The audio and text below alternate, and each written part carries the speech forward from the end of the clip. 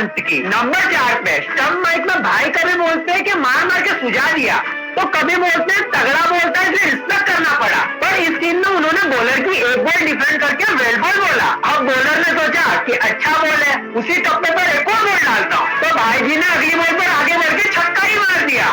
Number 3 पे हाथ से बैट छूटने का तो इनका रेगुलर का काम हो गया है, इसलिए इस बार कुछ अलग करने की ट्राई करी तो अपना जूता ही क्रीज में छोड़ के भाग गए।